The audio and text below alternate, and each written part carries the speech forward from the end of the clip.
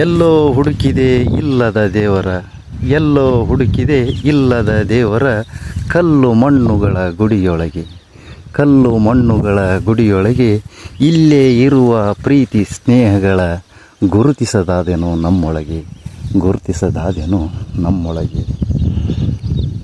ವೀಕ್ಷಕರೇ, ನಾನು ನಿಮ್ಮ ಚಂದ್ರಶೇಖರ್ BH.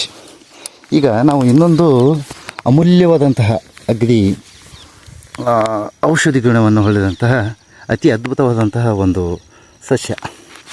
ಈ ಸಸ್ಯದ ಹೆಸರು ಏನಂದರೆ ನೆಲನೆಲ್ಲಿ ಅಂತ.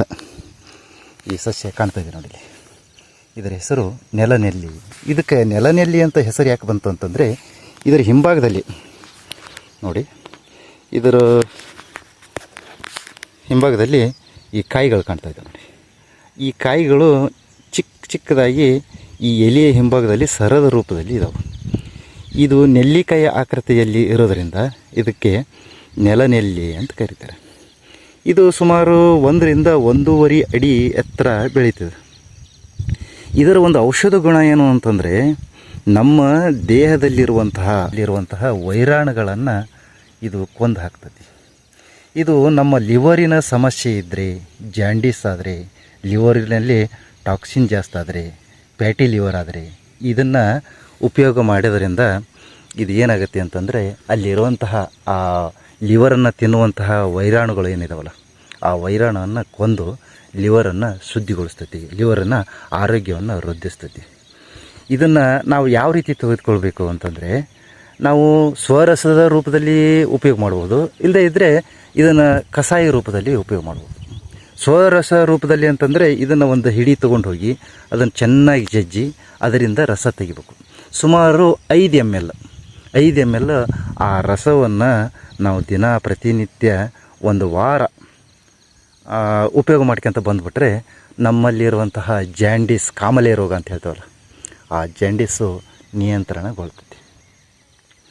ಅದು ಅಲ್ಲದೆ ಇದನ್ನು ಕಷಾಯ ರೂಪದಲ್ಲಿ ಕುಡಿಬೇಕು ಅಂತಂದರೆ ಯಾವ ರೀತಿ ಅಂತಂದರೆ, ಇದನ್ನು ಒಂದು ಹಿಡಿ ತೊಗೊಂಡು ಹೋಗಿ 1 ಗ್ಲಾಸ್ ನೀರು ಹಾಕಿ ಅದನ್ನ ಚೆನ್ನಾಗಿ ಕುದಿಸಿ, ಆ ಒಂದು ರಸವನ್ನು ಒಂದು ಅರ್ಧ ಭಾಗ, 1 ಗ್ಲಾಸ್ ಹೋದ್ರೆ ಅರ್ಧ ಗ್ಲಾಸ್ ಆಗಬೇಕು ಅಷ್ಟು ಪ್ರಮಾಣದಲ್ಲಿ ಅದನ್ನು ಕಾಯಿಸಿ, ಅದನ್ನು ನಾವು ಏನಂತಂದ್ರೆ ಪ್ರತಿನಿತ್ಯ ಅದನ್ನು ಒಂದು ವಾರ ಉಪಯೋಗ ಮಾಡಿಬಿಟ್ರೆ ನಮ್ಮ ದೇಹದಲ್ಲಿರುವಂತಹ ಲಿವರು ಚೆನ್ನಾಗಿರುತ್ತೆ. ಅಂತರಾಳದಲ್ಲಿರುವಂತಹ ವೈರಾಣುಗಳು ಏನಾಗ್ತವೆ ಅಂತಂದರೆ ನಾಶವಾಗಿ ಹೋಗ್ತವೆ, ಆರೋಗ್ಯ ವೃದ್ಧಿಸ್ತೈತಿ, ಆನಂತರ ಲಿವರ್ ಚೆನ್ನಾಗಿ ಆಗುತ್ತೆ.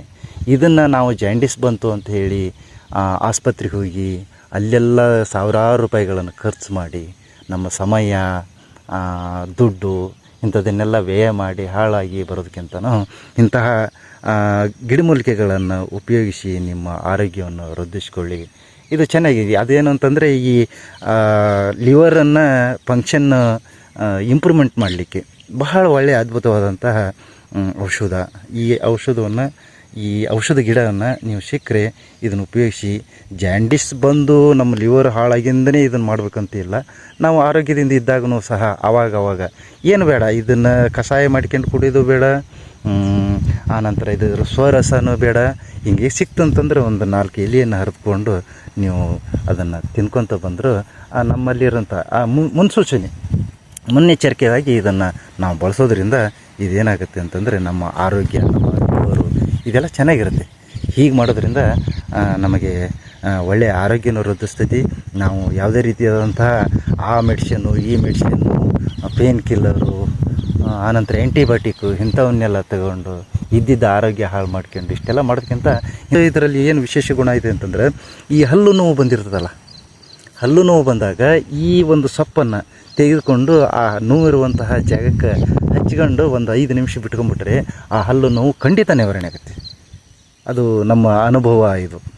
ಇದು ಖಂಡಿತವಾಗಿ ನಿವಾರಣೆ ಆಗುತ್ತೆ. ಇದನ್ನು ಉಪಯೋಗಿಸಿ ಇದರ ಲಾಭವನ್ನು ಪಡೆದುಕೊಳ್ಳಿ. ವೀಕ್ಷಕರೇ, ತಮ್ಮೆಲ್ಲರಿಗೂ ನಮಸ್ಕಾರ.